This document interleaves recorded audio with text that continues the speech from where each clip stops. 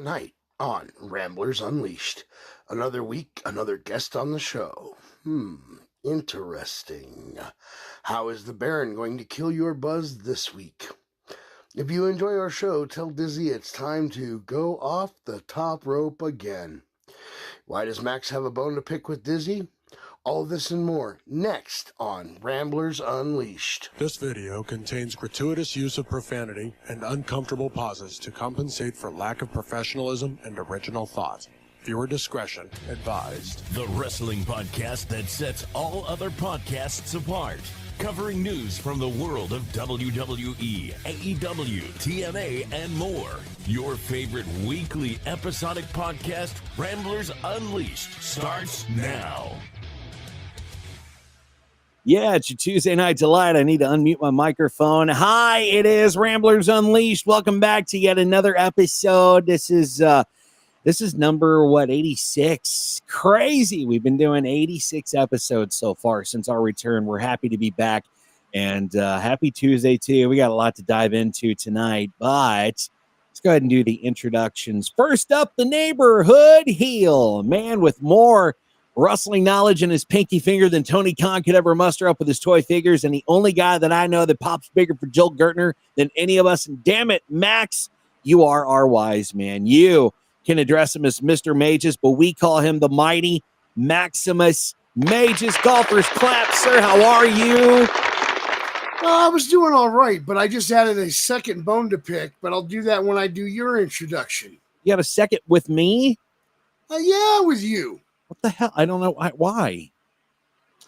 Oh, this one's because you made me a promise and you fell through on it. Oh, well, damn. Hold on. Let's get Max. How are you, by the way? Are you good? I'm exhausted. It's been a rough couple of weeks at work, but I'm good. I'm happy to be here. I'm so glad the Baron made it. You know, after last week, I wasn't sure if he was going to be around this time, but I'm glad. I'm glad too. I'm glad everybody's here tonight, and welcome back, Baron, too. Max will go from the desk, and Max Majors coming up here in a little bit later on. Let's introduce the man's catchphrase, because he will always have it as fuck that all up, didn't I? The next person is 420. That's my catchphrase. Let's try that again.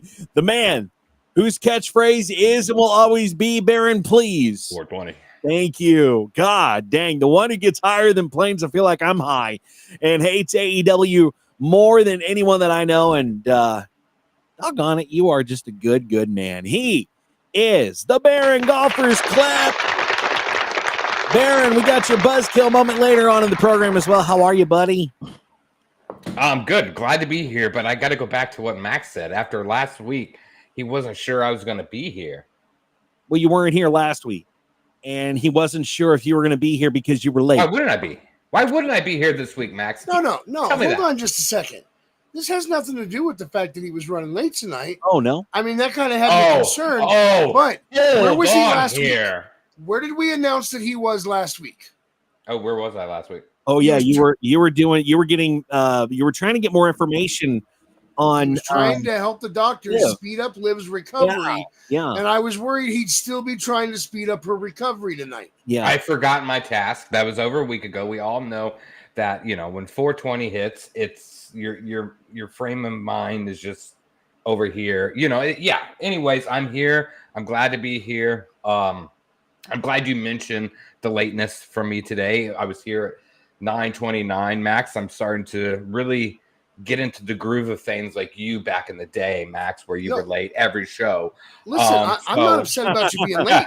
I was legitimately worried because last week you were trying to convince those doctors to speed up the recovery. She clearly wasn't on Raw last night. So I'm like, oh my God, did he stay there and is still working on those doctors? And how much money do I have to put together for bail? Well, it was a rough week. We sped it up a little bit. It should be sooner than later. Good. That's really good. Gave my doctor advice to the powers that be. you really put your PhD to use, right? Yeah, I sure did. Totally. Well, Baron, we're glad to have you back, man. Welcome back to the show. Yeah, missed you guys last week for sure. Oh, man, we for sure. We got your buzzkill moment coming up later on in the program as well. Finally, guys, we have a special guest on the program tonight before we get to Max's intros. This person has been a longtime fan of the show, and we're happy to have him here. Longtime commenter in the chat. Now we finally have him in person on the program tonight to share his real insights in real time. Ladies and gentlemen, warm golfers clap to our special guest, Sean. How are you, buddy? I'm great. It's an honor to be here. Well, we're happy to have you, buddy, and welcome to the program. This is the first time you've been on with us, and how long you been watching the program, man? I want to say it's been about June. Yeah, I'd say. Yeah, I came over here from TNI. Yeah, that's awesome, man. I am so happy there's another pretty face on this show. I've been holding this show up for so long with just It really has. It really has. Well, Sean, we're happy to have you on the program. Oh, you pissed our heel off, Baron. Hey, it's a change of seasons. I was babyface for a long time. It's time for heel Baron to come out. No. See, while I didn't take kindly to his comment, I didn't pick this up for him. Why are you stroking it all weird, man? Yeah. I'm sliding the cellophane back up because it was starting to slide out of the cellophane. Sure you are. That was just weird. All right. Go ahead, Max. You know what? I'm just going to take over real quick because I've got two introductions, and in between the two, I'm picking bones with my best friend over here on that side of me.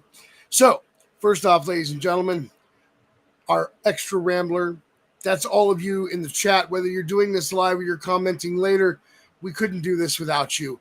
And I mean that. I cannot express how much I genuinely mean that we could not do this without you guys.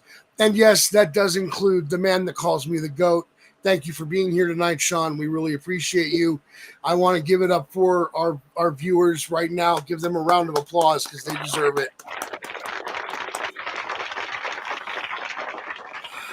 Now, before I get to the final introduction of the evening, I have not one, but two bones to pick with my best friend. Oh, boy. Last week, you made me a promise, and you fell short on that promise tonight. What? Because instead of it being my voice talking about the foul language, you played that other voice. I don't even know who that was. That wasn't one of us. Hold on. Why am I going to play you twice? You do the intros every week. Yes, but we still haven't played my public service announcement. Oh. And you told me last week that since we haven't played mine, you would kick it off with me this week because we haven't heard it yet. I'm not asking for you to play it regularly. I haven't heard it yet. I wanted you to play it. You said you would. So now I'm giving you till next week to play it at the start of the show so I get my one airing of my PSA in. Now, for the other bone. I believe, if I am not mistaken, it was Dwight Schrute who said, "Identity theft is not a joke, Jim, and neither is copyright infringement. I'm the guy that pisses people off around here. I don't care what you think of Halloween. You know what? It's cool, but it's not my favorite holiday. You don't like it. Great. It's my job to piss people off, not yours. And what did you do? You stepped on my toes and infringed on my gimmick. That's rude. Now, you're still my best friend. Ladies and gentlemen, the man with the golden voice, the man that puts the stories together, the man who may have infringed on my gimmick this week and forgotten the promise that he made me, but he's still my best friend. Ladies and gentlemen, give it up for Dizzy. Well, thank you, I think. Not sure how to take that, but yeah, thank you. Yeah, it did. That didn't sound like a very warm welcome, but thank you, Max. Hey, if I wasn't giving you a warm welcome, I would have left the golden voice out of the beginning. Yeah, well, that's true. That's true. How about we talk some wrestling? It's been a week, and boy, we saw a massive return with AJ Lee. She has signed a multi-year deal with the WWE, and she shocked the world on September 5th in a big way. Unsurprisingly, it's been revealed that she is now a full-time talent. which is awesome. Now, according to bodyslam.net, AJ Lee has signed a multi-year full-time contract with WWE.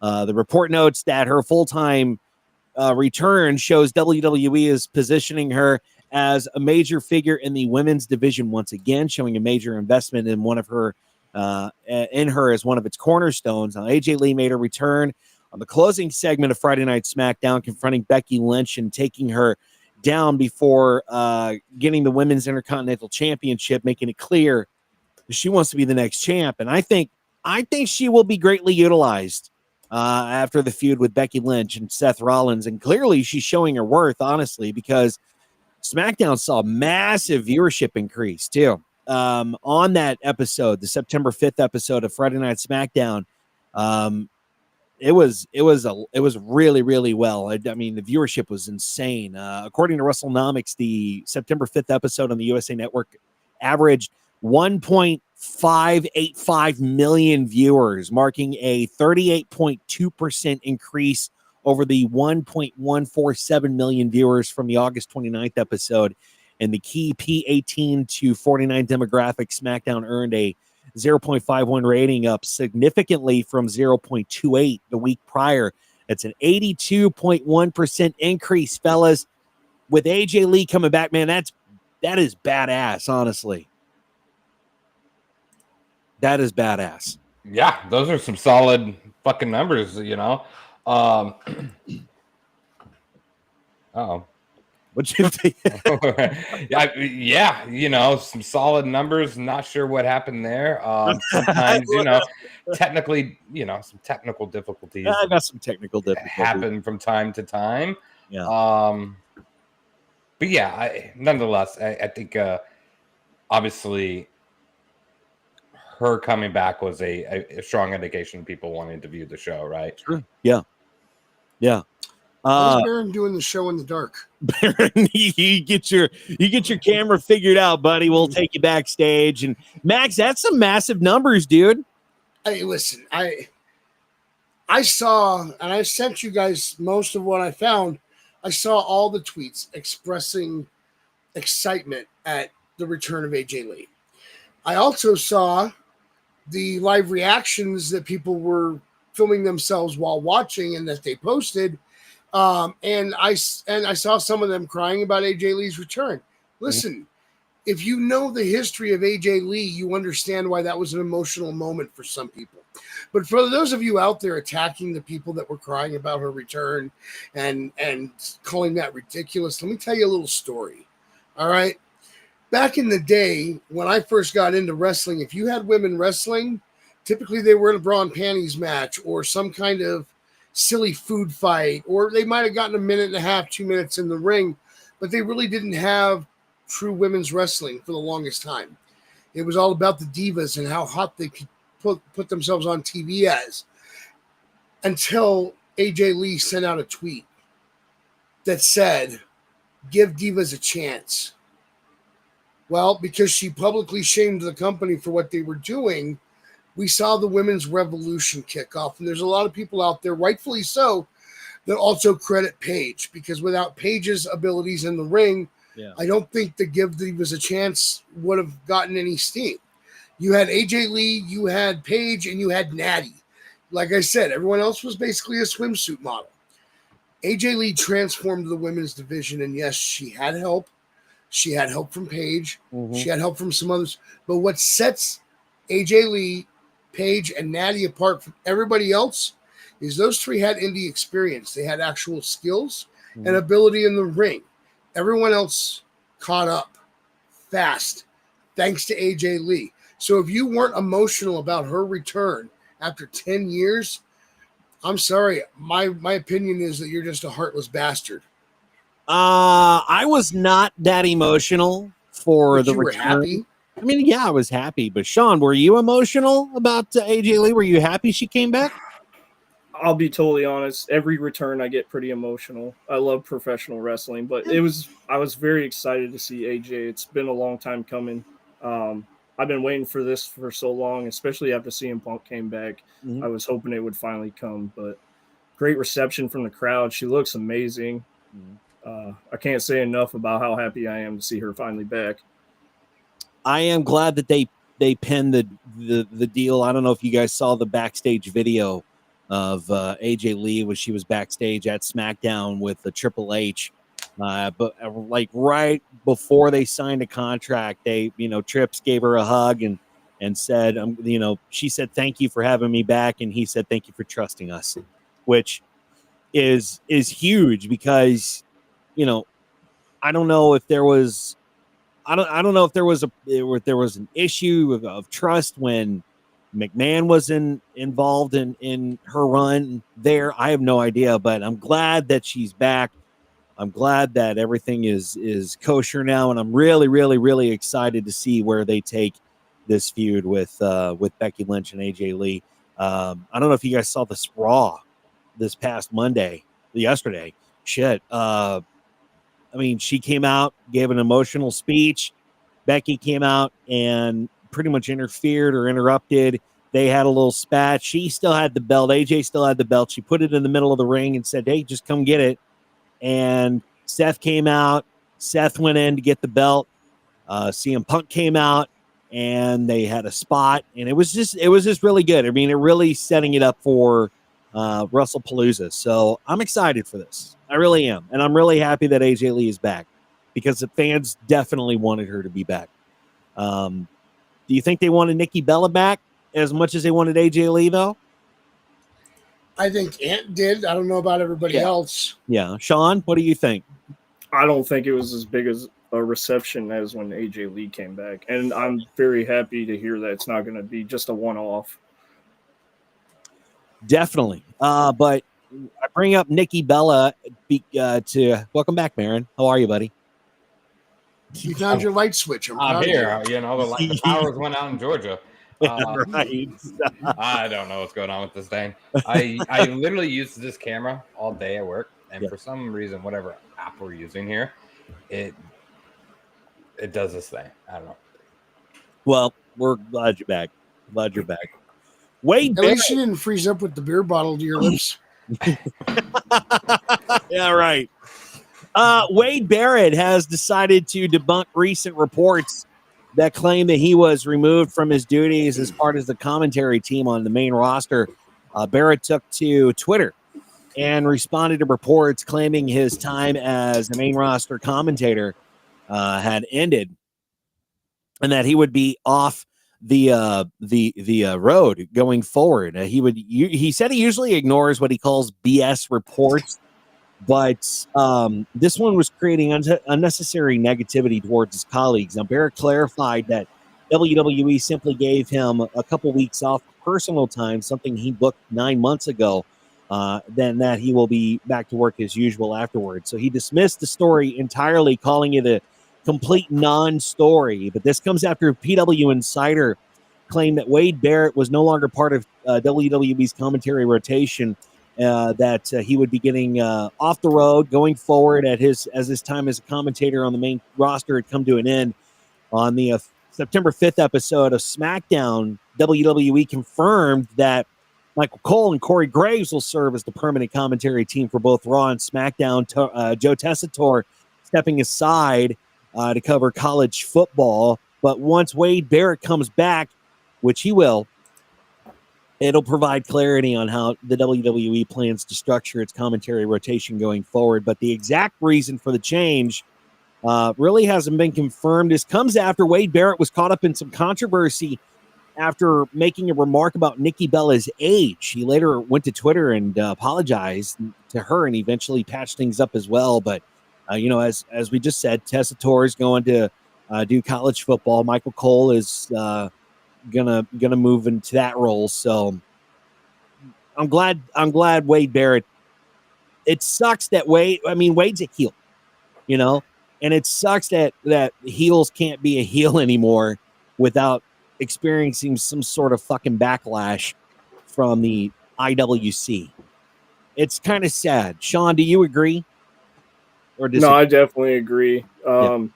It's so hard to be a heel anymore. I mean, you guys talked about a couple weeks ago the comment that Becky Lynch made about Ozzy Osbourne. Yeah.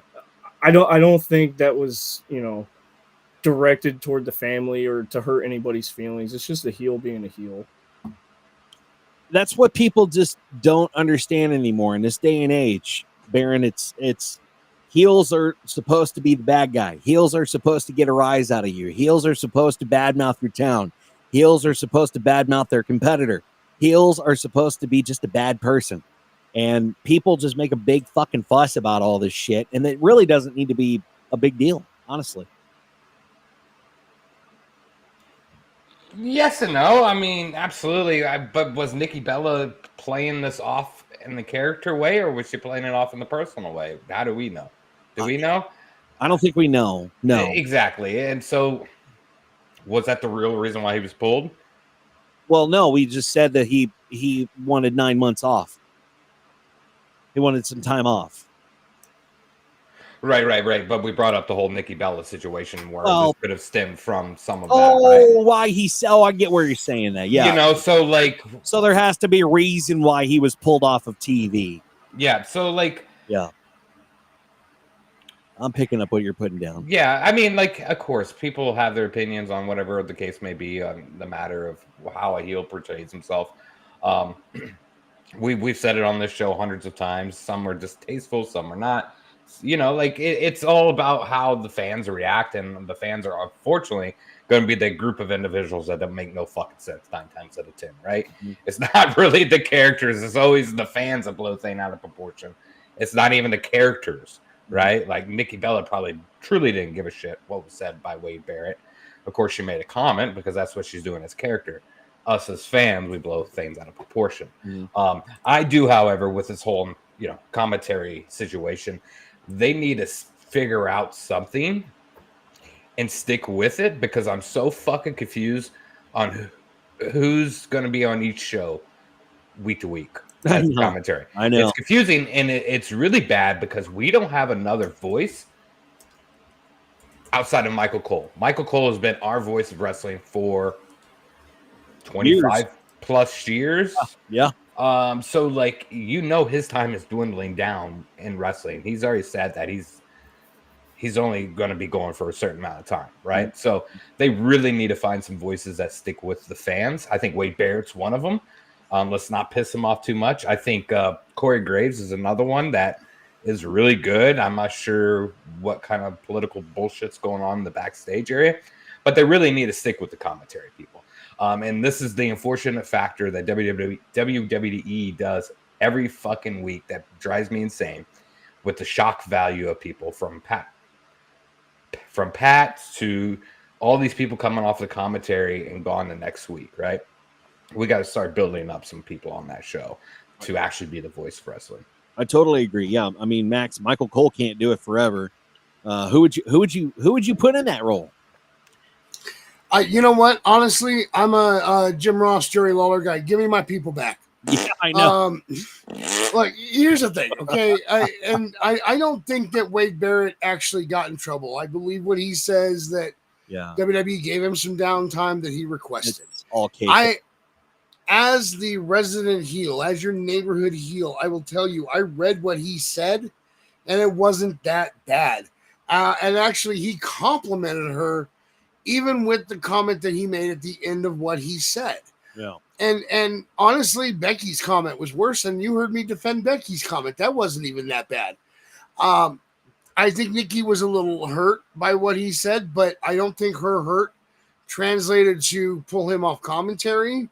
I don't even think that she spoke to the powers that be and said, hey, he kind of hurt my feelings with that, or that was wrong. I think people like Sean Ross Sapp are trying to make a story out of nothing. I think that's all that story was. Just like that other guy, Uncle You-Know-Who, that I speak badly about quite frequently, they make stories up about nothing. I think that Wade Barrett is a very talented commentary guy. I'm sorry that he is no longer wrestling. I'm sorry that he got that bad news. And actually, if I'm being honest with you, if Cole leaves, I vote we do not bring back Byron Saxton, and we actually have Graves and Barrett. Because if you watched, what was it, Triple Mania was the most recent one? Corey Graves does a damn good job doing commentary for Triple Mania as the play-by-play guy. Whereas usually in WWE on Raw, SmackDown, NXT, whatever, he does a lot of the color commentary.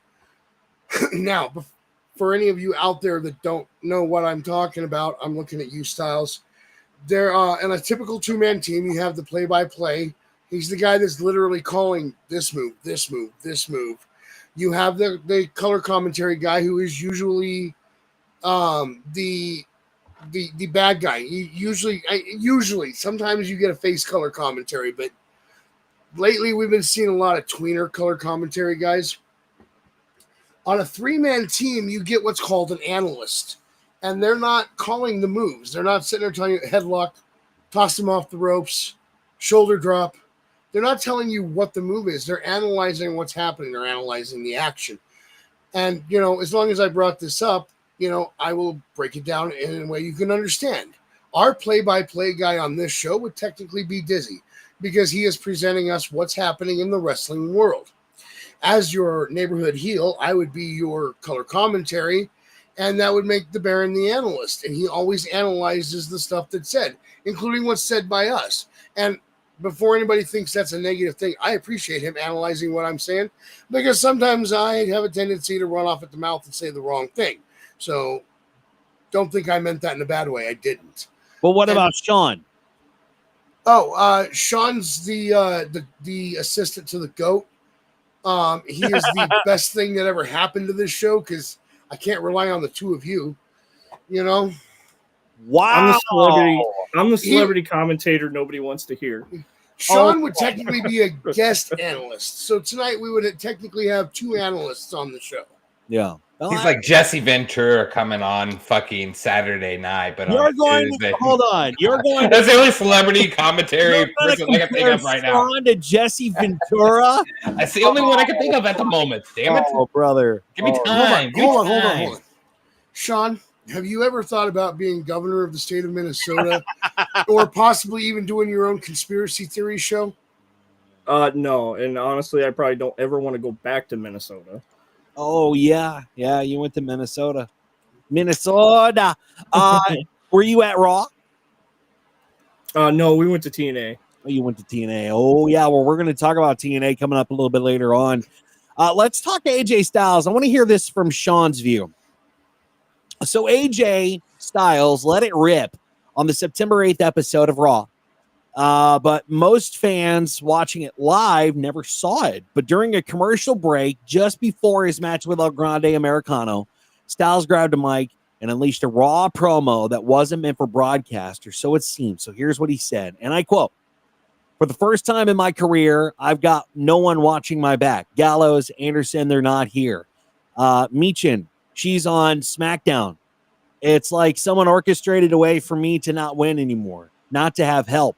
I'll let you make your own conclusions. By the way, we are here right now, all over the world, but to rest everybody, rest of everybody, I guess. It is a commercial break. I'm telling you something that you're probably not supposed to hear, but somebody doesn't want me here." End quote. Now, despite being recorded during a commercial break, where most fans on the ad-free Netflix tier saw alternate content, WWE has now released a full promo on their website and the YouTube channel. It raises a major question. Why air something that most of your audience didn't even get a chance to hear live? To make things even more suspicious, WWE titled the video, "AJ Styles Goes Off on Monday Night Raw Officials." But Styles never directly named anyone, Sean. Not Adam Pearce, the only on-screen official consistently featured with AJ Styles. In fact, there's been no storyline heat between them at all. So why frame it that way? The promo ended itself with Styles declaring war on whoever he believes is trying to push him out. So, Sean, it was only aired for international viewers. What do you think's going on, dude? Honestly, I thought it was a shoot at first when I seen that, and I shared it in the Discord. Yeah. But then before we went on air, I saw it on YouTube. So I don't know, maybe they're trying to start something because Styles is on his road to retirement, and maybe they're trying to give him one big last storyline. Because I honestly, now that I've seen it on YouTube from WWE, I think it's a work shoot now. Well, so there's been some I guess his son has criticized the WWE with how they've been pushing AJ Styles. And I wonder if they're listening to his son and said, okay, we need to start pushing because and I love AJ Styles, but they've been pushing this guy to be a jobber, put people over. Put people over every single match you have. Go out there and have a 5-star match, and that's what he does. He brings 5-star matches, but he loses almost every single time, and it's just to put another superstar over. Maybe they're, and I think his son shared some frustrations about that. So, do you think maybe he's going to have one last match, like one big final run, not this bullshit janitor backstage with Dom? Yeah, I think this is the start of it, to be honest. And I totally agree with the frustration of the son because his booking's been shit for a long time. Absolutely. I mean, the thing is, when you're on the tail end of your career, your job is to build the next generation. Your job is to put over the new guys. Now, I have said on this show before that a win or a loss does not necessarily mean that you didn't get over in a match. There's a difference between going over and getting over. You don't have to win to get over. Go over is typically a term meaning you're going to get the win tonight. And the thing about it is, AJ Styles is one of those guys, when he puts on a 5-star match, he gets over. When he puts on a 1-star match, he still gets over with the crowd because he is that damn good that he could go out there and have the worst match of his life, and those fans will still love him. And there's a thing that went around years ago. It was an unwritten rule. A lot of people didn't know about it, but a lot of people spoke about it, even though they didn't really know about it. And that was, if Vince McMahon didn't want it on TV, it wouldn't have made it on TV. So something like what happened last night. I don't know if anybody realizes this, but WWE did not allow that to go on any of their social media right away. They delayed. They didn't want to air it. They didn't want it played. It may be a work shoot now, but at the time that he did it, WWE made it clear that they wanted nothing to do with what he was saying. Why? Because he kind of went off on his own. And that's fine. Sometimes you got to do that. I have said this before. Matt Cardona went off on his own, made a name for himself, and became bigger than ever. And now he's out there on the indies as a wrestling god. Well, that's what CM Punk did. That's what CM Punk did. CM Punk made his own name. Yeah. It kind of helped that he somehow managed to talk the WWE into not only purchasing the ability to play Cult of Personality as his entrance music, but also talk them into letting him take it with him and bring it back. That man has more charisma than he deserves to have, just for the record. But we weren't talking about him. We were talking about AJ Styles. And here's the thing. I think the WWE sees some potential in what he said last night and have decided to turn it into a story. They were like, you know what? It's off air. The local crowd saw it, but nobody else is going to see it if we don't post it. And now they've decided, you know what? We should post it. They've decided to turn this into something. And I look forward to seeing what they turn it into. I was really hoping that he was going to take the title off of Dom a couple weeks ago, whenever that match was, have a title run with one of the only titles he's never held in the WWE, and then maybe you drop it back to Dom, or maybe you give it to Vikingo, and then Dom and Vikingo can feud over both belts for a little while. I don't know.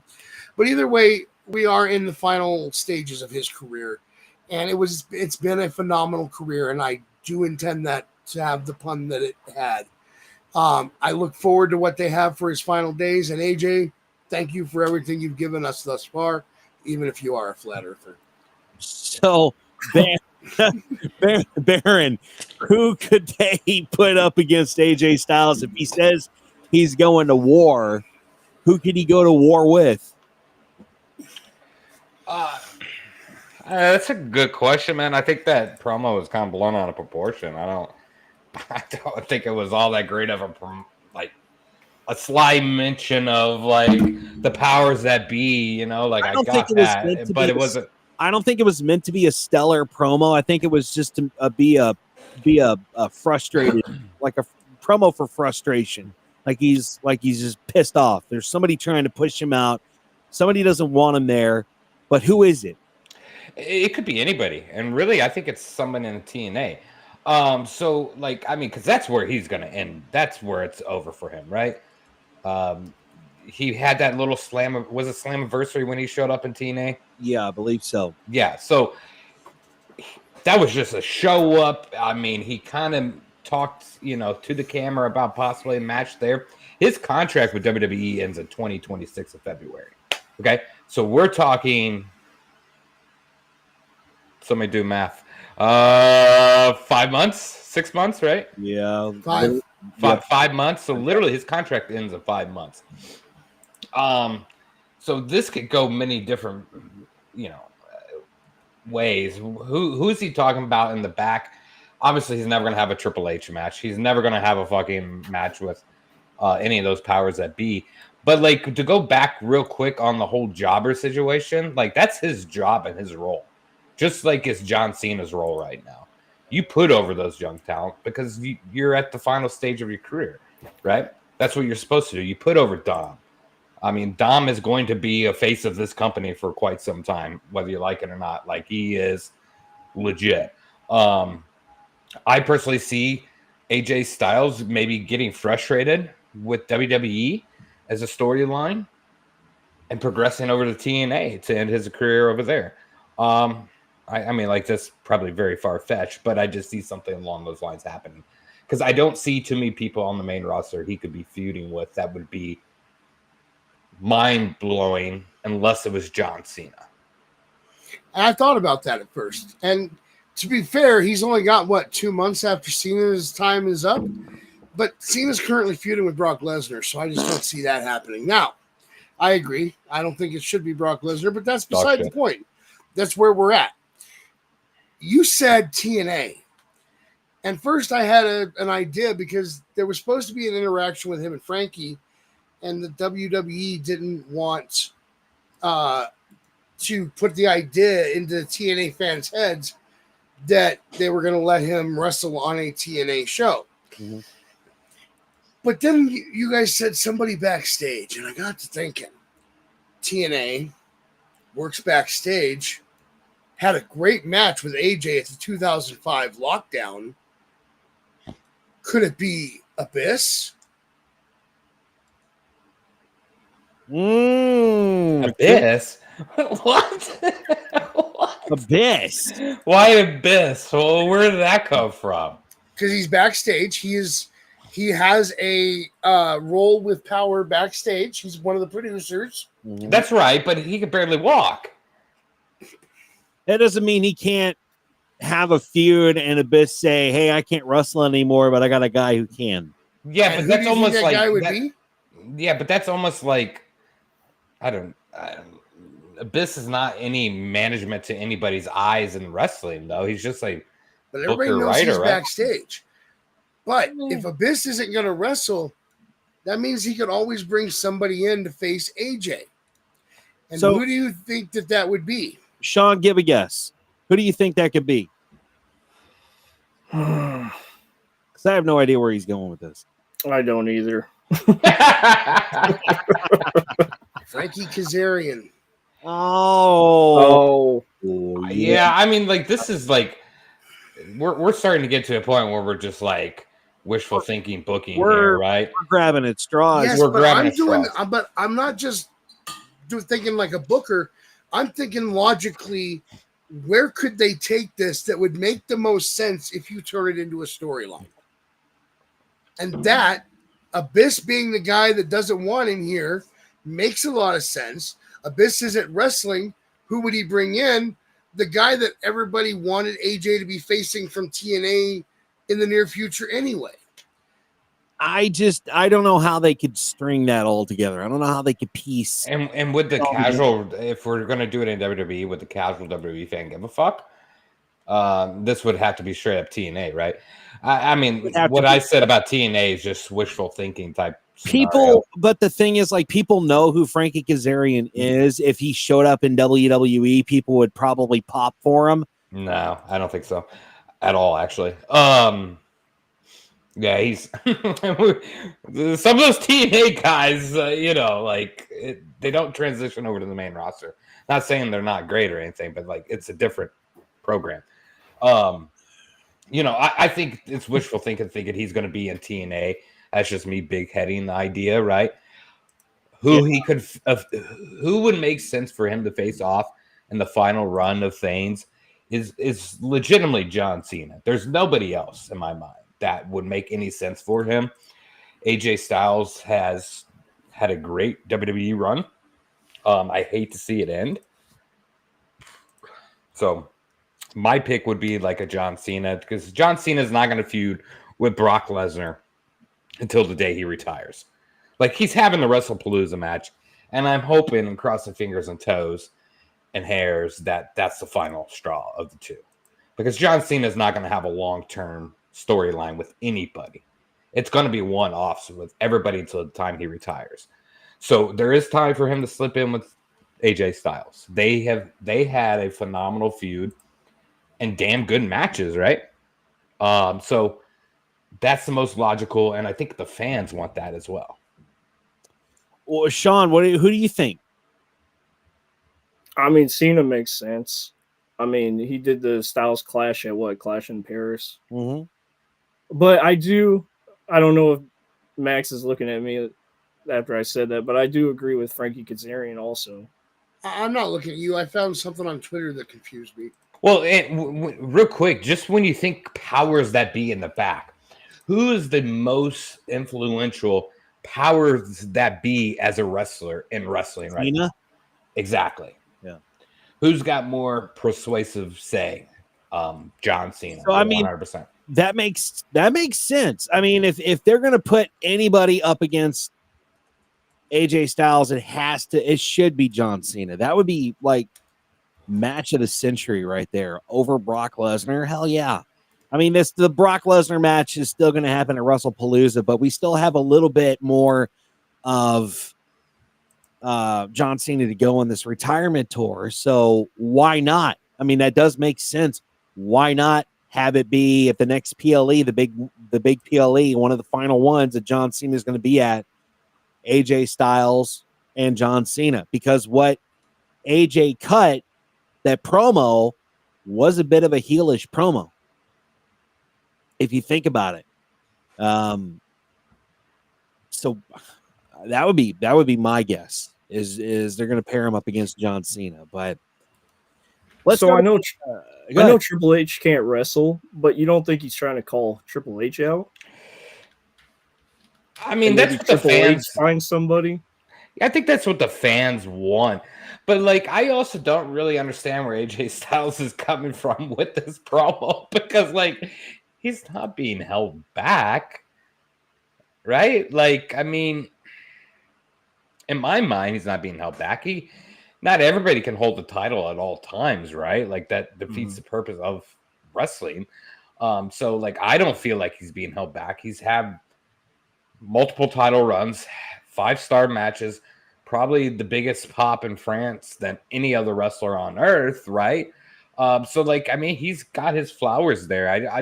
I personally don't see it. Maybe I'm just naive and really enjoy AJ Styles, and I don't see him being, being pinned down by anything. I mean, did he lose a Dom? Yes, but that's the right call. I mean, that's Dom Mysterio that is going to be over for quite some time. Yeah.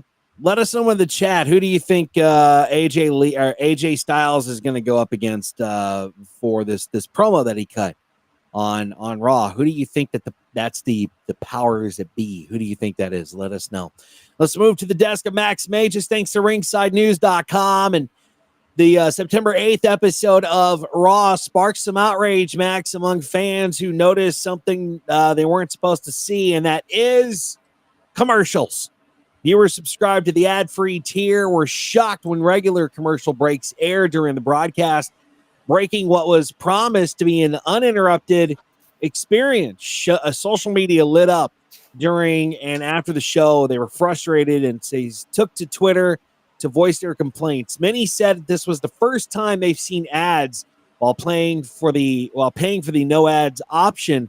And they weren't really happy about it. Some posted screenshots, others openly demanded refunds or explanations. It just wasn't isolated. It wasn't one isolated incident either. Numerous viewers across different platforms reported the same issue, raising questions about whether the stream was misconfigured or if the ad-free promise had changed without proper notice. No official statement has been made yet regarding the situation from Netflix or the WWE, but fans are making their voices heard, and the expectations for those paying extra is simple. No ads means no ads, and people pay extra to see the additional WWE content that the ad-supported tiers don't get to see. And I can see why it's frustrating, Max. Every streaming service I have, I make sure I pay for the commercial-free version. And if I watch Raw live, I always get the commercials. It was announced before they aired their first episode on Netflix that Raw would have commercials. And yes, there is content that takes place during the commercials that some of us don't get to see. And I'll be honest, I started Raw late last night. I did it on purpose so that even if the ads popped up, I'd be able to fast forward through them. And I got ads. I had ads. I skipped over them. I didn't get to see any of the stuff during the commercials. And it's been like this for me since January, despite the fact that I do pay the extra money. I had a Peacock subscription for a while, and I turned on A-Team one night back when A-Team was still on there, and I got commercials, even though I had the top tier subscription. Mm-hmm. There are some things that you're always going to get commercials on, and anything live, you should expect commercials, even if you're paying for a commercial-free version of that streaming service. It's going to happen. And they told you back in January, there will be commercials during Raw. You have only yourself to blame if you're getting mad about something you were warned about months in advance. Yeah. I didn't see many commercials, so I watched the ad-free tier on Netflix, and I hadn't seen many commercials at all, honestly. I mean, if it were commercials, there were the WWE stuff, like the Slim Jim or the cricket or fucking the ice cream bars, whatever. But I did see the WWE, and that's not a slight to CM Punk either.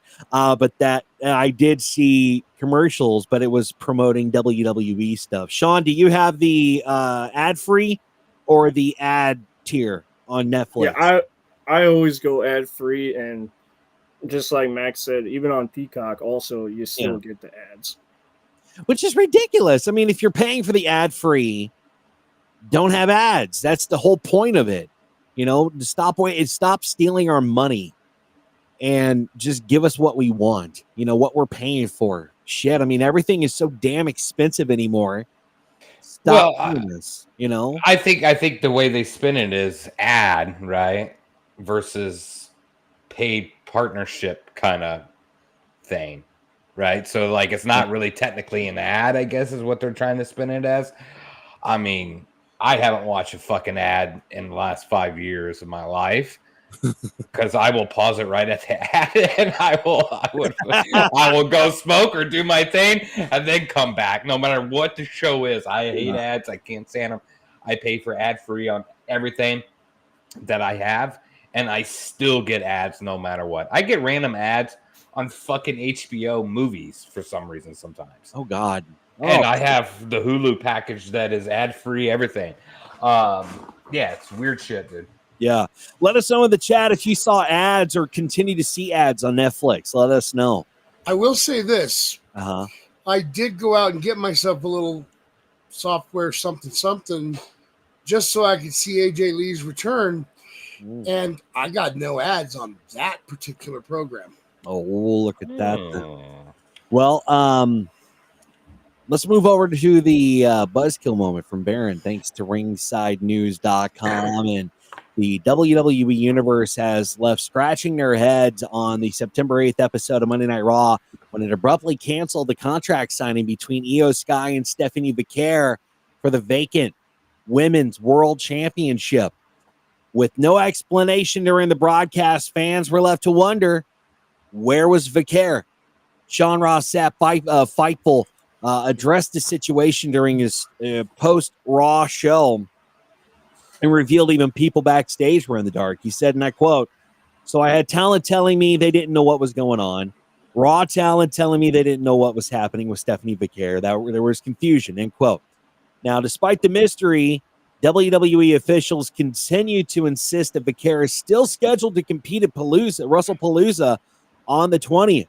And according to Sapp, the internal message hadn't changed. Sapp was also given confirmation that having that match at Palooza, and there may be more that meets the eye, honestly. But we still don't know what the reason for her absence is. But Baron Triple H has also confirmed that the match is still happening at WrestlePalooza. So what's your take on this? I'm interested to hear it. You know my love for Stephanie here. Yeah. We're getting in a weird period of time of wrestling where I don't think anybody knows what the fuck's going on, right? Right. I think, she was on NXT tonight. So was Rhea, which makes even less sense, right? Yeah. So was Tiffy too. Like Tiffy time is there. Yeah, I'm not understanding what's happening. There's so many it's to sell this Full Sail thing when NXT goes to a Full Sail. It's just to bring eyes to that show. I understand what they're doing. They're bringing in the big names now, but names of like Stephanie needs to figure out and establish herself on the main roster before doing that. Right. I mean, she won. When was the Evolution? When was that? I don't even remember. Was it 2 months ago? Let me look. July, I think. Evolution. Yeah, that sounds about right. Early July, late June, 1 to 2. I don't remember. It was July 13th. Okay, so yeah, literally 2 months here where she hasn't really even had a match. She's had maybe a match or two. Could she be going through injury? That might be a thing that they've kind of, slow burning that situation out. But currently, like, a lot of stuff is not making any fucking sense to me, right? I think the Stephanie thing, they should have had the match at the Clash of Paris where her and Io should have faced off or whoever for that title. I get how they're pushing it to WrestlePalooza here. Right. I understand that more of a marquee match. It's just not making sense. There's a lot of weird shit that's happening on the main shows. A lot of people getting disregarded. I feel weird about Stephanie being on NXT. She's like Penta. Penta just got this shit beat out of him by Rusev. Right? Right. Was that Monday night or was that Friday? I don't remember. It was Monday night. Okay. You guys know my time's fucked. I just don't understand what they're currently doing with some of these wrestlers. I feel like Stephanie should have been pushed to the fucking moon a long time ago. Right. Penta, come on. Losing to Rusev, fuck off. Penta's got more aura in his peaky than Rusev has in his entire fucking body, okay? I don't get that. I'm not a huge fan of what they kind of put Stephanie, and the big thing about this is just not her being on the back burner. It's that title. Yeah. The casual fan is just probably like, what's happening to this title? I don't know. There's a lot of things that I'm not digging with what Triple H is doing. He's doing some good stuff, but right now the shows just seem very fucking confusing. A lot of shock value and not a lot of long-term booking, right? Other than like CM Punk and Seth Rollins. Sure. Yeah. And it's crazy how they're booking these people. I mean, there's different things going on. You have Stephanie Becerra who hasn't been seen in a long time until tonight. You have Lyra Valkyria who hadn't been seen in a long time. She was being pushed to the moon with Becky Lynch. She was on Monday Night Raw. And then there's Jey Uso too. What the fuck, Sean? The September 8th episode of Raw ended with a shocking twist that has everybody talking. Was started as a chaotic main event between LA Knight and Bronson Reed. It turned into a full-blown melee involving Braun Breaker, the Usos, and the chair-swinging finish. But the most surprising moment came when Jey Uso speared the shit out of LA Knight out of nowhere. LA Knight gave Bronson Reed everything he had in the final match of the evening. He hit his signature offense, fought off Reed for some time and some interference from Braun Breaker too, and even connected with his catchphrase elbow drop.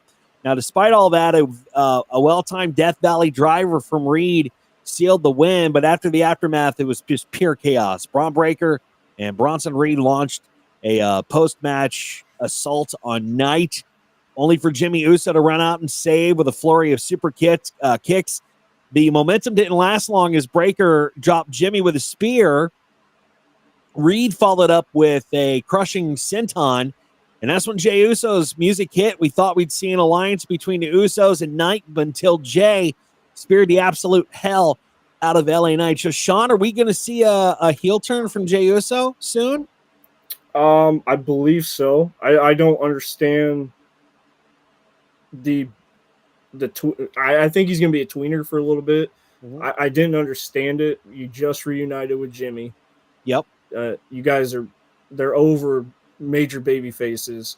Mm-hmm. I don't understand the spear, but I do think that we're going to see Jey this time turn heel on Jimmy. Mm-hmm. And then we're going to see the super kick parade part 2. Yeah. I was very disappointed in their WrestleMania 40 match. I was so hyped for it. I liked the brother versus brother. It felt different with the twins. And man, it stunk up the joint. So here's what I'm thinking. Okay, you just mentioned the Usos are reuniting for a tag team grudge match at WrestlePalooza against Bronson Reed and Braun Breaker. Could this mean that Jey turns on Jimmy as Jimmy and Naomi are getting ready to have a baby, and Jey possibly joins the Vision? Do you think that could be a possibility? I think that could be a possibility, yeah. Max, what do you I'm not going to rule it out. Sorry, Baron. But I feel like Seth's vision of the Vision technically doesn't include Jey Uso. I don't see him bringing in Jey. I actually see Jey. I mean, he said it last night. Jimmy was like, you're starting to sound more like Roman. And I think we may see Jey try to be the new tribal chief. So Jey and Roman, or Jey just going on his own trying to be the new Jey definitely going on his own, because Roman is at that period of time where he's in that transition The Rock is going through, right? Yeah. Movies. Yeah. Slowly getting his way out of wrestling. So I see that happening for sure. A new tribal chief type scenario. I mean, am I interested? Not at all. I don't think it's entertaining. And that's the thing. It's like Jey Uso has been in this. Jey Uso has just stalled for the longest time. He's been stalled. He's been pinned against these. I mean, he's had some really decent runs, but his character is just fucking stalled. He's over his shit. But where do you take him next? Man, I vaguely remember mentioning this on the show 6 to 8 months ago when we're all up in arms about Jey Uso, and he's the best. Like, yeet this, yeet that. At the time, he was good. He was great. It's just, where are they going to take him now that the yeet thing has kind of blown over for me anyway? I'm not yeeted out. I just don't know where he can go next. That's that my point exactly. That's what I was trying to make 8 months ago, where even when he was a champion, it didn't make sense, because you could already tell that there was just a transitional champion and he was going to be in a stall, because there is nothing. And I love Jey Uso. I love the Usos. Fantastic, great. But there's nothing to them.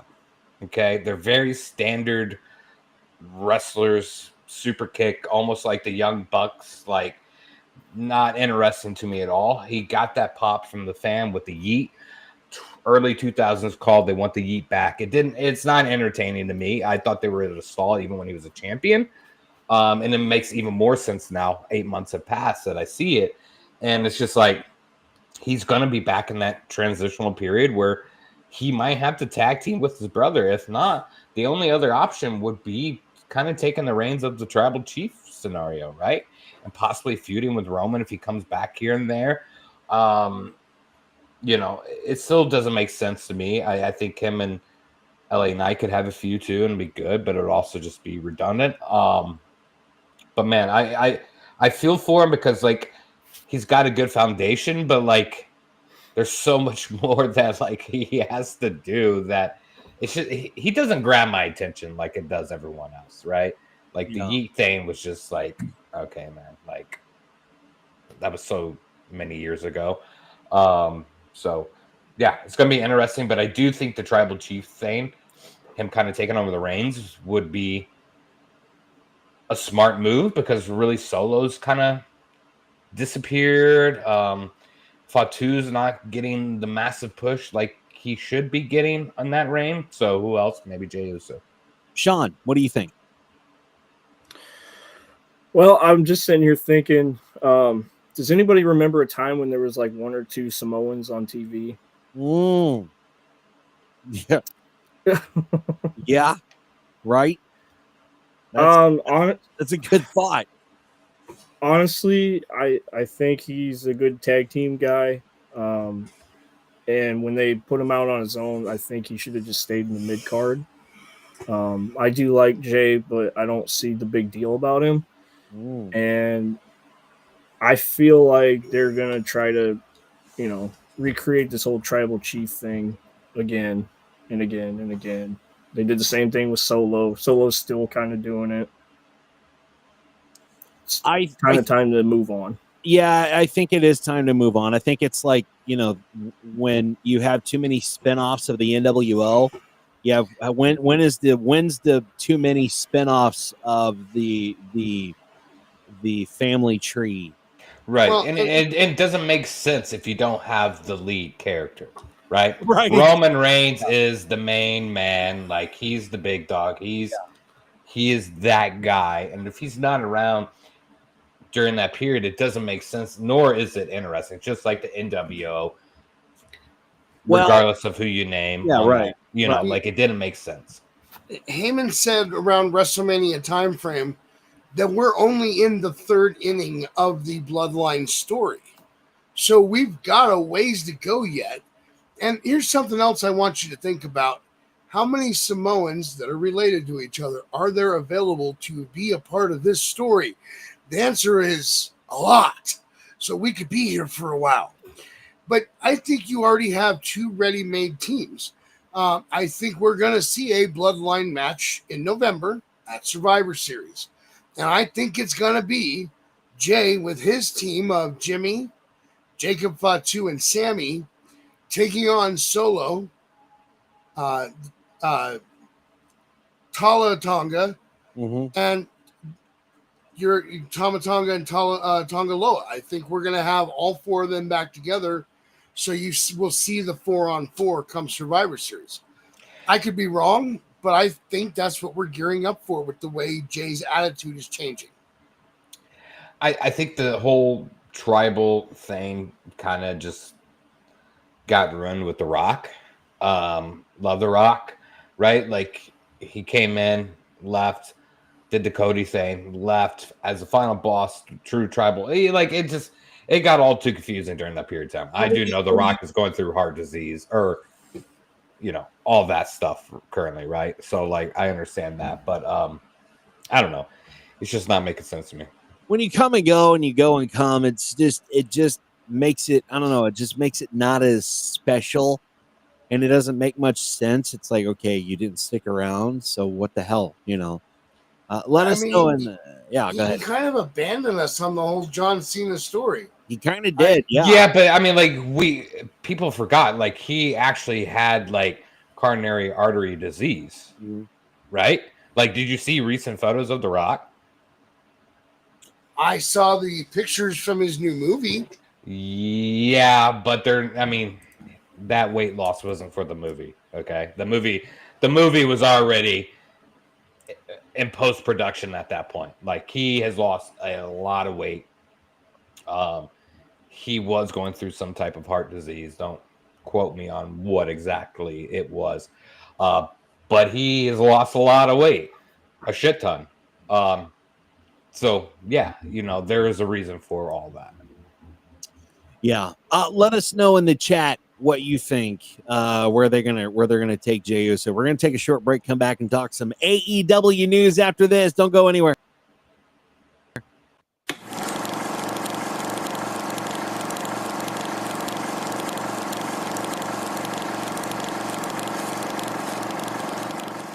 Hey, what's up? It's Dizzy from Ramblers Unleashed. And do you find yourself missing the Ramblers between episodes? I wouldn't call it missing us. Oh, come on, Max. Our listeners might say otherwise. Oh, sure. Let's trust their opinions. I mean, they are the ones who tune in every week. We should consider their opinions. All right. I guess you have a point. Speaking of, did you have a point at the start of this? Oh, yeah. Thanks for reminding me. Don't blame me for this. Look, if you miss us between episodes, you can always listen back to past episodes and check out our reels on youtube.com/Ramblers Unleashed. They can? I suppose next year you're going to tell us they can chat with us on Discord as well. Hey, funny you should mention that. Find the Discord link in the description of our videos. Hey, nice shameless plug. Oh, thank you.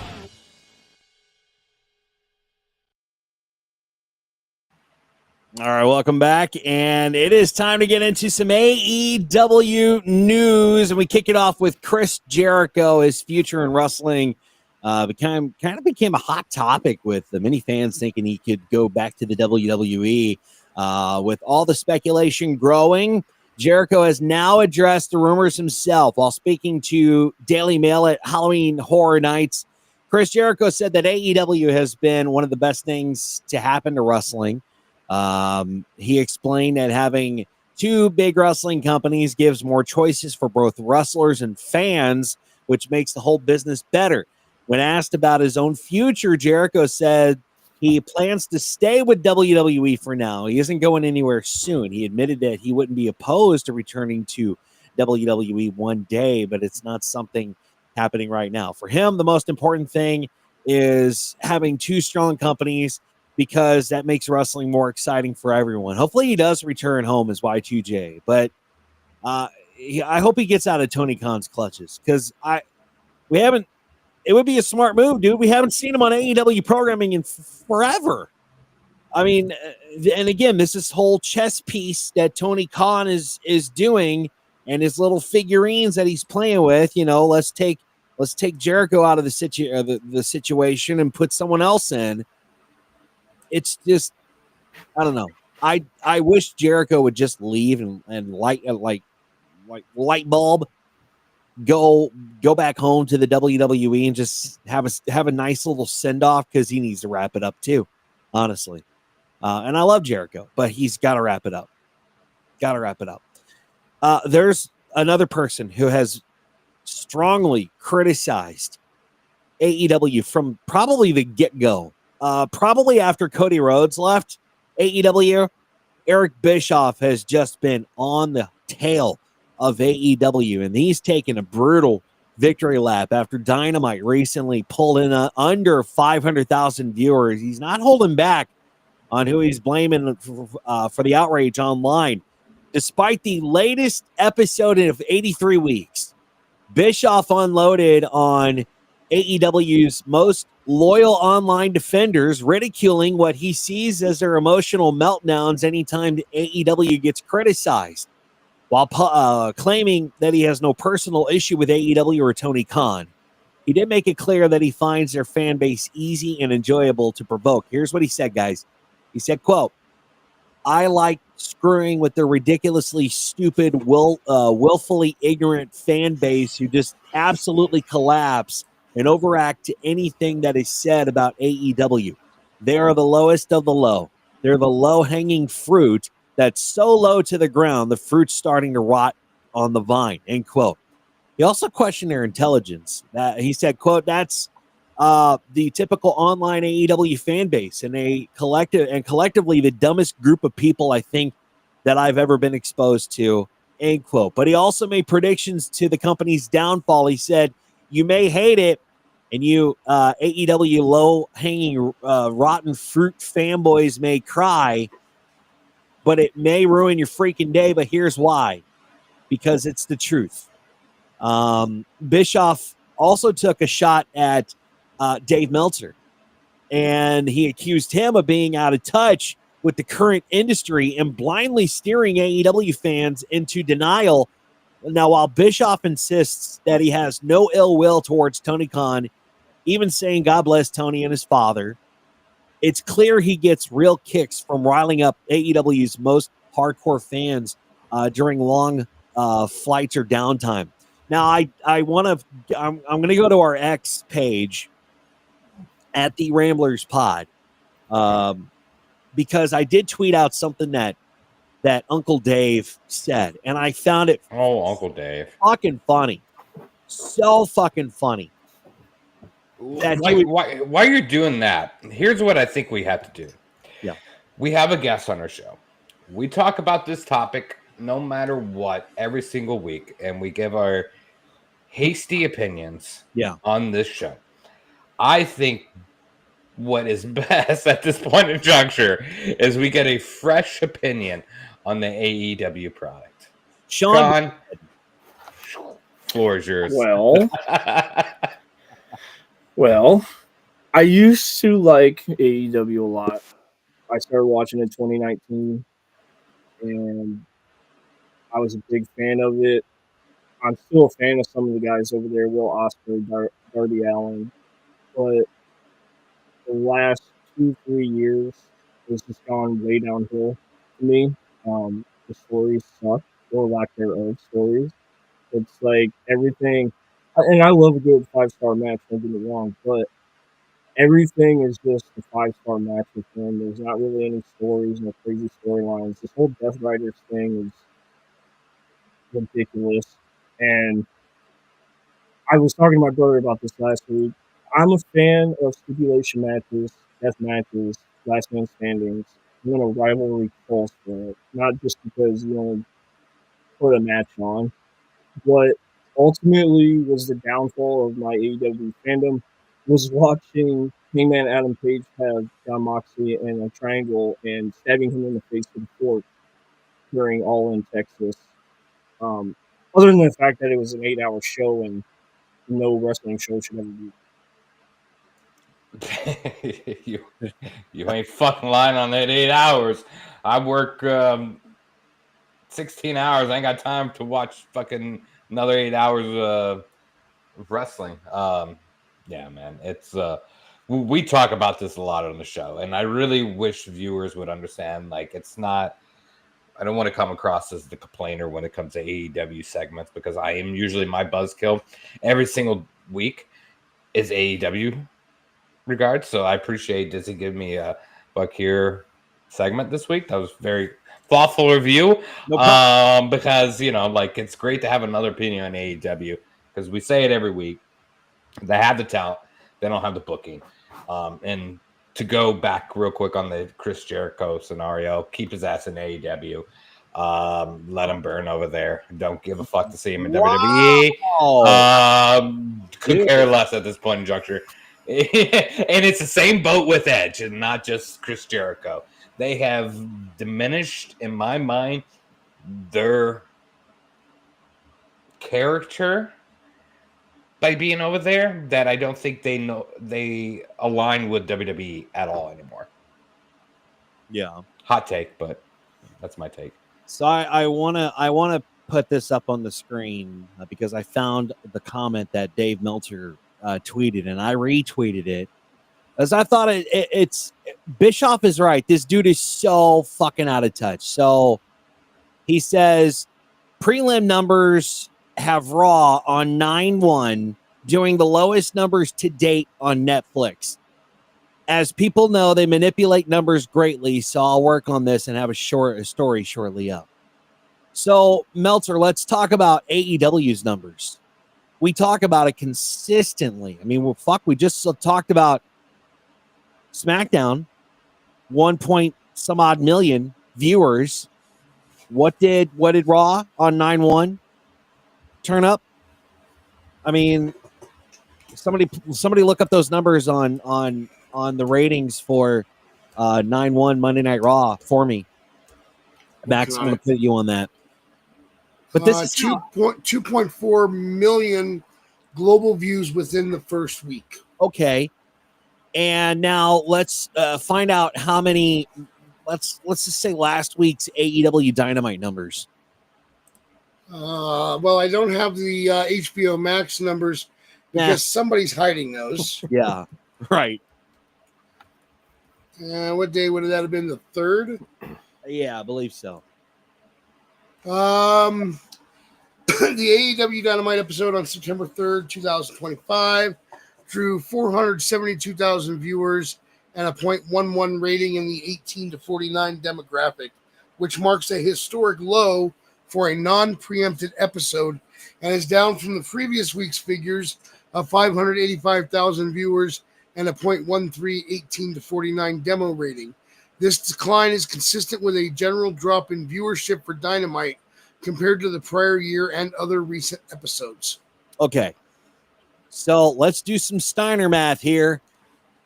2 million is greater than 500,000, right? I don't know. I'm going to be honest with you.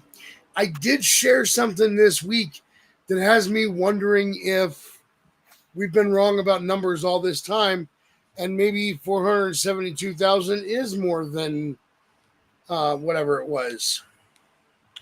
Well, it depends on what bag of Coke you got for the week. You know, you could really spin that into whatever you want to, whatever, you know. That's what Bischoff is talking about.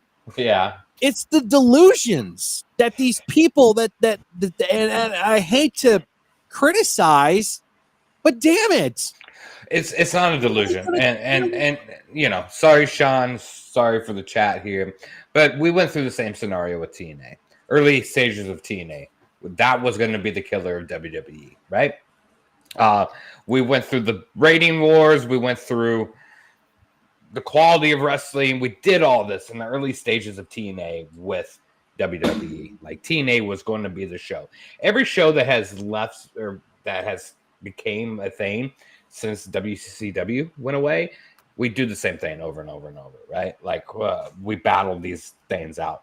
And at the end of the day, to me, the numbers shouldn't really truly reflect what the product is putting out.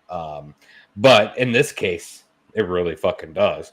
It's going to get a little bit scarier down the road here because we do know Monday Night Football is, you know, football started now, right? So WWE is going to be a tough pickle here with Monday Night Raw because our football's going to override that at all times. Even with TNA, and I want to see the TNA numbers. I want to see the numbers from Access. I'd love to see those. But if they get this new network, that's really going to put AEW in a position of, oh, wow, we got to really change up the shit that we're doing. Right, Sean? I mean, you would think that. Yeah, no, I agree. And I don't know if you guys saw, but now you can, well, starting with All Out, you can get the pay-per-views on HBO Max for like $10 cheaper than what you can do on pay-per-view. Really? Yeah, and I'm sitting here thinking, watch, now the pay-per-view numbers are going to start disappearing because they're not going to know what those numbers are. I just wonder if they've got to be hiding these numbers. They're definitely hiding these numbers. They don't want them to be out to the general public. And I really wonder if Warner Brothers Discovery is just kicking themselves in the ass for teaming up with Tony Khan, because this promotion is not WWE. Fuck, it's not even pulling WCW numbers back in the day, and they wanted to compare themselves to WCW. They're not even now. You know, I understand the whole cord cutting thing. I understand all that, but still, you know, when you have the small fan base that you do, compared to the fan base that the WWE has, you're not going to get, you're just going to get the same repeat people, which is fine, but there's just, I don't know. I'm just so over these delusional fans that are just so fucking over on AEW. They can't get out of the They can't get out of the slump that, okay, maybe AEW could be in trouble. And I don't want this program to be all on dissing or downing AEW, because we want this company to succeed. We've said that from the get-go. We want this company to succeed, but the biggest roadblock that this company has is Tony Khan, because he can't get out of his own fucking way. That's because Dark Helmet just wants to play with his action figures and have them do what he's doing for them, and what he wants them to do it in the ring. You call him Dark Helmet? I did, because if you remember in Spaceballs, there's actually a scene where Rick Moranis picked up his action figures and started playing with them. Oh, yeah. Oh, my God. It's perfect. But as long as we're on the subject of delusional fans, I'd like to give a shout out to a guy on Twitter named AirGold_. Mm-hmm. This mental giant decided to tweet out, Royal Rumble equals most watched PLE on Netflix this year, 3 million views. Now, before I go any further into this tweet, I would like to point out that it was only watched on Netflix internationally. Here in the US, we were still on Peacock at the time. So, if those are the international numbers, since it's Netflix, you got 3 million for there, plus whatever Peacock garnered for their numbers. So, it's much higher than the 3 million that you're pointing out here. He goes on to say a pre-taped collision went head-to-head and still did 197,000 on TNT, no Max or International. Well, that's because they're obfuscating their numbers on Max. I don't know about on International, but I know that they're refusing to release the numbers on HBO Max, probably because they're ashamed of how bad they are. Even against WWE's biggest show, hardcore fans chose AEW over WWE and undoubtedly would have chosen All Out over WrestlePalooza. So let's just take your number of 3 million and compare it to your number of 197,000 on TNT. I don't know which one of those numbers is bigger. That's the Steiner math coming into play, man. I'm telling you, these people are delusional. They are a disease, if you will, on this whole who's better, WWE and AEW, because AEW people can't do fucking math. What number is greater?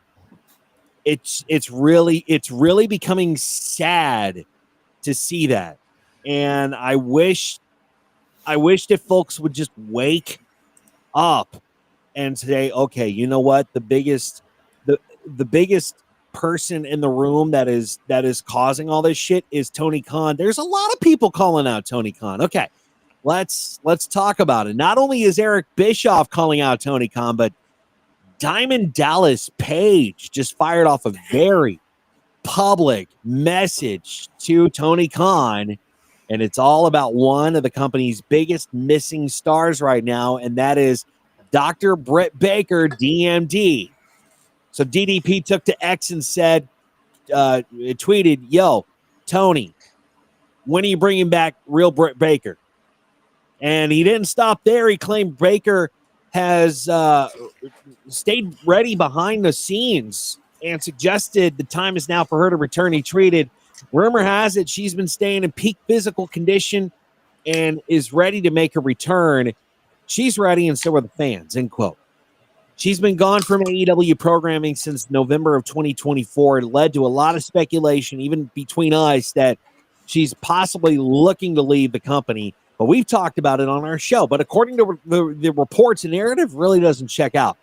Sources close to the situation reportedly said that the rumors of her trying to get out of the deal were news to them. Even Tony Khan chimed in, offering a vague but optimistic update. He tweeted back to DDP, said, quote, she will return when the time is right. Well, Tony, how about now? Ratings are in the shitter. Your company's starting to tank. And Tony continues to lead the horse to water when it doesn't want to drink. I think Tony Khan needs to go. Sean, your thoughts. You're the guest here. I want to hear your thoughts on that. No, I agree. I think AEW could be a lot better if they just had somebody else dealing with the creative. I mean, back when the Young Bucks and Kenny Omega and Cody were allowed to, their input and be a part of creative, that's when AEW was good. And then you got all these talented stars. You got too many people on your roster, for one, because you got all these talented stars just sitting and catering that could be on TV every week. And yet we still see the same. And I like Jon Moxley, don't get me wrong, but you still see Jon Moxley bleed every single week. It's time to see somebody new. Thank you, Sean, because I bring this up every fucking week. I am so sick of seeing this blood shit from him. Being stabbed by a fork. Next thing you know, he's going to be in the bathtub. He's going to throw his fucking toaster oven. This man, like, it's not cool. It's not entertaining. This ain't CZW. Like, it's, I really am, yeah, sorry. But, like, I'm over the Jon Moxley shit because, like, dude, it is not entertaining. It isn't. It's just too fucking much, Max. You promoted shows. You were a booker. Did you always book that much blood?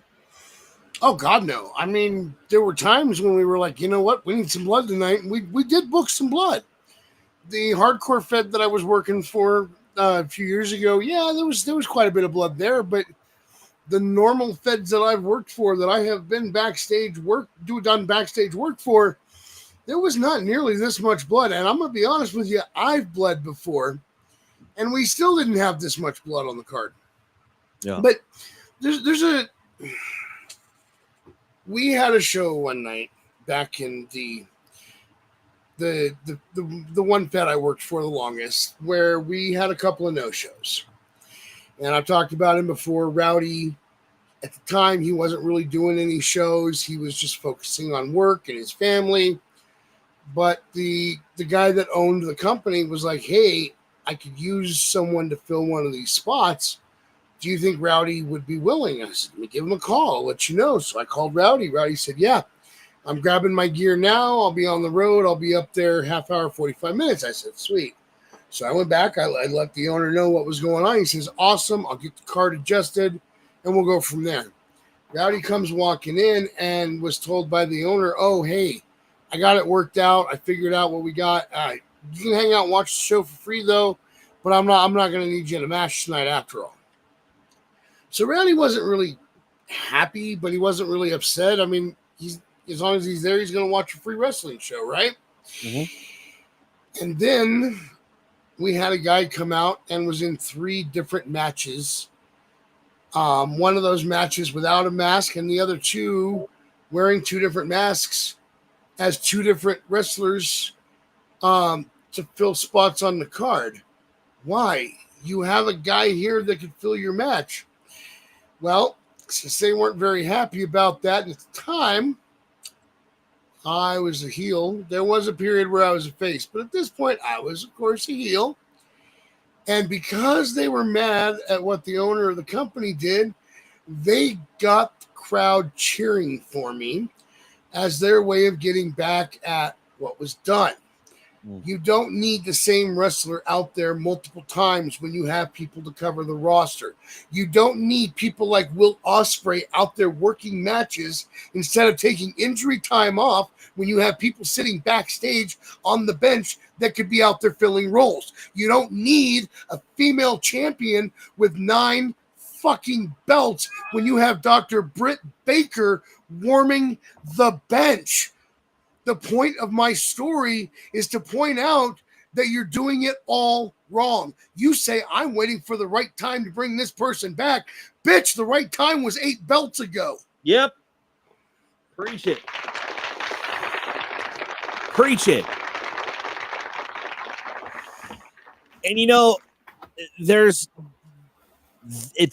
it's not only that, but it's also what they're doing with the Young Bucks now. I mean, okay, they want to make them look like clowns. Oh, I get it. They were the upper echelon. They were the EVPs. But even Booker T recently got a lot of people mad after he claimed that the whole gummy bear spot at Forbidden Doors is not why it's why he doesn't watch AEW. He ended up getting a lot of backlash for this. Now he has responded to the same. Well, speaking on the Hall of Fame podcast, Booker T responded to backlash after he commented on AEW's controversial gummy bear spot at Forbidden Door. He explained to fans, accused him of losing credibility when it comes to criticizing AEW, but he doesn't see it that way. Booker admitted that he hadn't actually watched the match with the Young Bucks, but when Brad Gilmore told him the Bucks sold the gummy bear spot like a champ, he made it clear that's why he doesn't watch AEW. Here's exactly what he said. So some people said I lost my credibility when it comes to criticizing AEW. The question was posed to me, did I watch the AEW match with the Young Bucks in the gummy bear spot? I said, no, I didn't see it. But did they sell the gummy bears? And Brad said, Brad, you said they sold it like a champ. That's one of the reasons why I don't watch it. Now, Booker T explained that another reason why he doesn't watch AEW regularly is because the company has always tried to change how people watch professional wrestling. He said that's fine for those who enjoy it, but for him, it simply doesn't feel compelling. Booker T addressed a backlash he got and asked when he ever actually criticized AEW, saying he hasn't been negative or hateful toward him. He just pointed out the fans often overact to even small comments about AEW. It's not just small, it's big. And I watched Forbidden Door. I saw the gummy bear spot. It was dumb. It was fucking stupid. Are you really going to sell fucking gummy bears? Okay, hold on, because I do agree, but I would like to make the point that we had a guy that used his dick to defeat his opponents. And you think gummy bears is worse than the guy using his dick to beat his opponents? That's dumb too. I'm just saying, like, all that is stupid. We can get more creative than fucking selling gummy bears as you're expecting more creativity with our penis. You're expecting more creativity out of a company that gave us the exploding ring? Look, I'm still not over that. I'll never be over that. I know. I paid $50 for that shit. Ouch, Sean. Oh, wow, man. You're just pissing money away. You could have spent that $50 on gummy bears. Yeah, no shit. Yes. But Sean, even okay, so you spent $50 on the pay-per-view. Which one? Whatever one that was, the Revolution or whatever it was for that exploding. Okay. Was it the best $50 you ever spent? No. Why? Because I expected more out of that finish, and I got sparklers. That is exactly what the fuck I'm talking about. Okay? By the way, it was AEW Revolution 2021. Yeah. You give the fans sparklers. You give the fans gummy bears. You give the fans blood on a fucking constant basis every single fucking time the camera turns on at AEW. You give them blood. Ric Flair hasn't even fucking bled that much. But damn it, stop doing the dumb shit. Stop doing this. It's ridiculous. Well, here's the thing. Having been in the ring, I can tell you that there is an argument to be made that landing on a pile of gummy bears can cause a little discomfort and possibly pain. Whereas at no time do sparklers make me think, oh, it exploded. So on this, while I think it was silly, I've seen a lot of weird shit in death matches. This is not even top 10 of the weirdest things I've seen in a death match. So it's not even about being weird. It's about being fucking stupid. It's about being fucking dumb, pointless. Who really? You're going to go out there and sell a bag of gummy bears? I'm going to smack you in the face with some gummy bears, and I need you to sell it. Okay? Listen, if I smack you in the face with a bag of gummy bears, your face is going to feel it. I guarantee it. And if you drop me on a pile of gummy bears on the ring, they're probably going to be poking it on angles, and I'm going to feel it. should I sell it like it was a full-on move? No. But I'm actually going to be, that's uncomfortable. They're gummy bears, Max. Yeah. They're gummy It's not like bears. you dropped me on a pile of feathers. That's even fucking worse. You dropped me on a fucking pile of gummy bears. I'm eating that fucking pile up. Yeah, yes. Yeah, I'm like, look at gummy you. worms. Throw me the gummy worms, goddammit. You just wasted $40 worth of bags of fucking gummy bears for a stupid spot, really? But Shah Khan has Tony has all the money in the world to do that. That's besides the point. It's besides the point. I apologize. That's besides the point. The point is there are many other things that we could be fucking selling other than gummy bears, other than grating forks across our foreheads, other than biting our fucking ears or whatever the fuck they're doing on AEW. It's ridiculous. It doesn't need to be that way. I actually agree with Booker T on this. That's one of the reasons why I stopped watching weekly programming for AEW. I got tired of it. I got tired of the senseless bullshit that they pull, that they call wrestling. It's not fucking wrestling. It's just a fucking circus. Okay. That's all it is. Here's the thing that I would like to say about this. At the end of the day, I have way less of an issue with the gummy bears than I do with the fact that I could be watching 9 women champions wrestle for their belts, well, that's another but problem. instead they're all on one person. That's another problem. Why are we giving she who shall not be named so many fucking belts? Nobody has ever held that many fucking belts ever. I know why. It's because wrestling is real and people are fake. Well, that is just the dumbest thing I've ever heard. The dumbest thing I've ever heard. Dumb gimmicks are fucking real, and this dumb fucking gimmick is one. I hate her. I cannot stand her. She's a tumor. I'm gonna go out and say it publicly. This bitch is a fucking tumor. Sean, thank God you didn't wear your AEW hat today, and you threw on the Michigan because. They talk about AEW around here, around these parts of towns. Bro, I am so fucking over this stupid shit. It is. You guys always bring up the person that cannot be named in this show, but I hate to break it to you.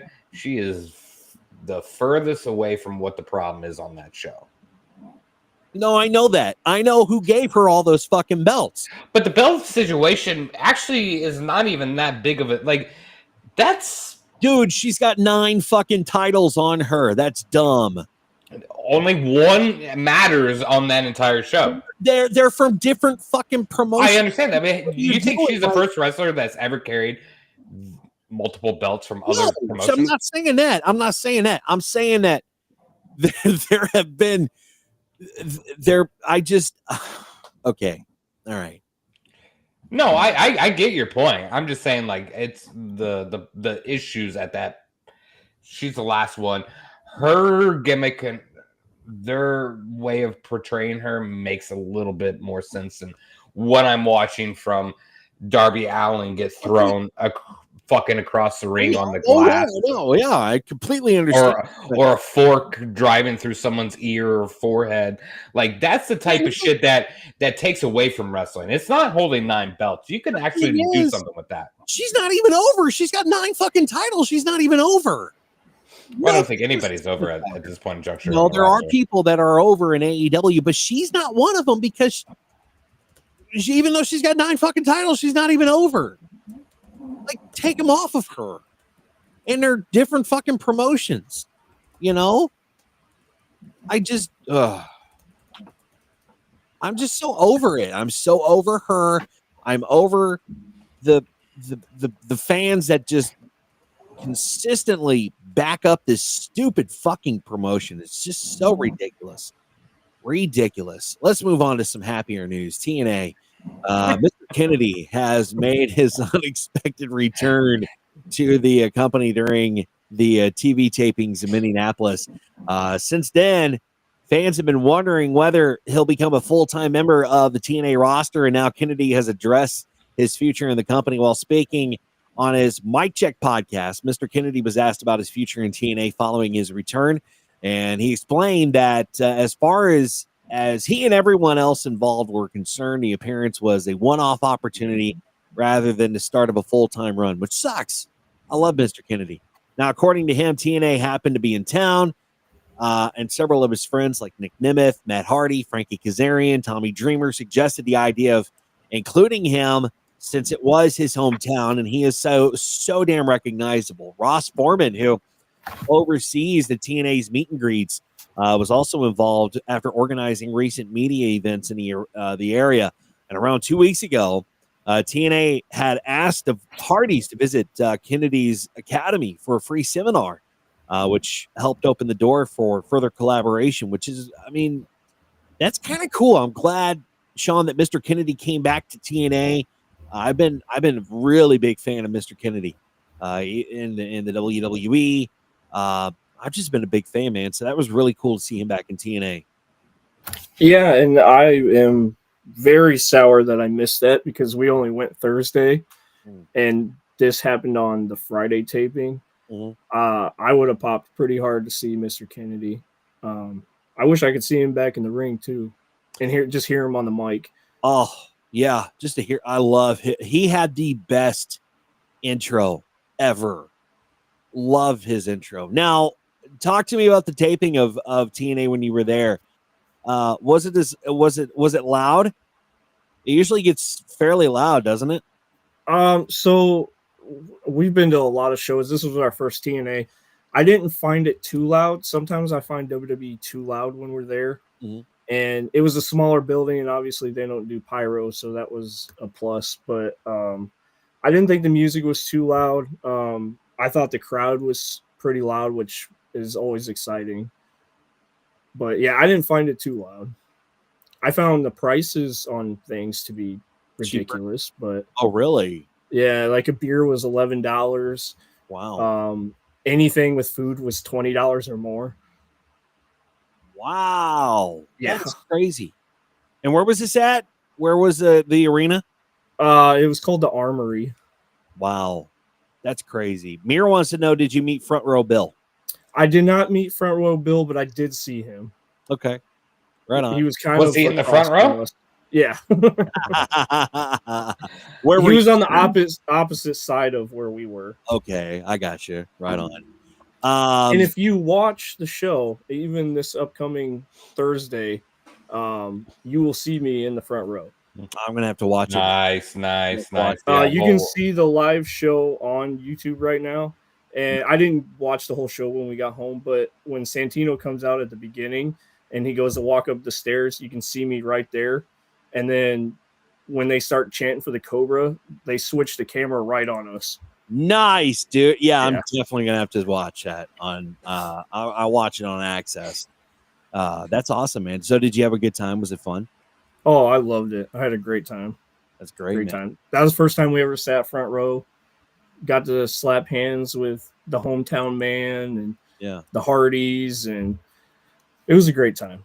Yeah, that's awesome, dude. Well, Sean, I hope you've had fun tonight, man. We definitely want you back on the program because this has been a lot of fun. Let's give him a round of applause. Sean, did you have fun? Oh man, it was great. It was great. I loved it. I love talking wrestling. Oh, absolutely. Well, as you could tell, we're ramblers and we don't make any sense from one conversation to the next. But that's the beauty of the show is we are the ramblers, right?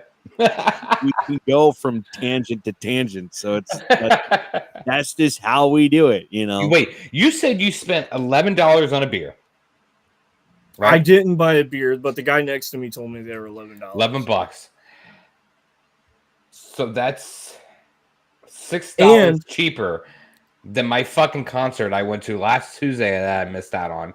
My beer. So my first, when I walked in, I have to mention this because you know how this shit drives me nuts. I got a beer.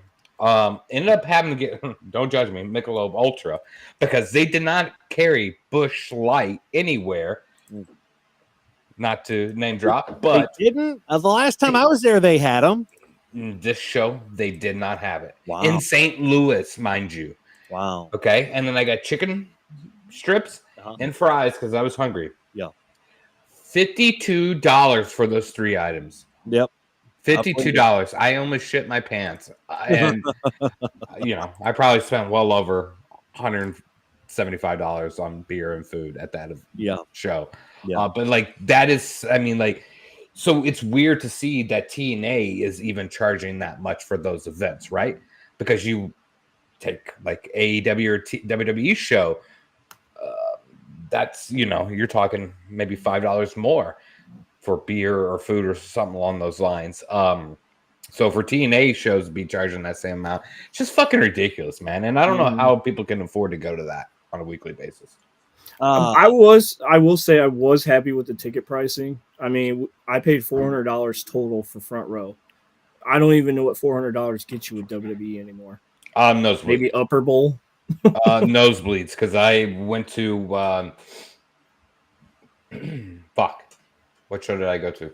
Backlash, right? Yeah, I went to Backlash, and I explored the tickets, and I wouldn't say nosebleed, but way upper deck for about $400. Like our tickets down on the floor were like at the $800 range per ticket. So like, yeah, it's all expensive, and I think people are starting to recognize that. I think they're going to see ticket sales dwindle down in all wrestling events, which is great for us. Yeah, we want that to happen. And prices of beer just are inflated everywhere, especially a ball game like baseball games. And Max shared a pretty cool picture here. It's kind of blurry, but if we can get Max, if you can tell us, like, run us down the list here, just a few of them. Well, let's start at the top. I believe, if I'm not mistaken, is that the Nationals? I can't see that very well. Can you just go down to that one row? You don't need to even talk about the rest of them. Yes. No, not the $5 mark, the $5.29. I was just at a Cardinals game, and I can tell you right now, beer price was not $5.29. No, we're talking more like $15.29, if anything. We're talking. So I'm not sure worth that. We're talking that, man. Like if you go to a Cardinals game in St. Louis, yeah, you'll pay like $14.99 or maybe even just $10 or something like that for one beer. I mean, we're talking literally it's $15 for beer. I was just there less than 3 weeks ago at a game, and it was dead. The game is dead. So like $5.29, I'm calling complete and utter bullshit on, because that's a canned beer for that much. $15 guarantee. I pull up my transaction. So those beer prices can fuck off, because that's not accurate. But I'm just like it just I don't know. You go to these shows and you pay an exorbitant amount of money for just one fucking beer, and it doesn't do anything. It's like, oh, it just makes me want another one, and I'm gonna go spend $20 to go get another one beer. That's how they get you. I know, man. I know. Well, Sean, this has been a fantastic evening. We'll have to have you back too, buddy, for sure. Yeah, anytime.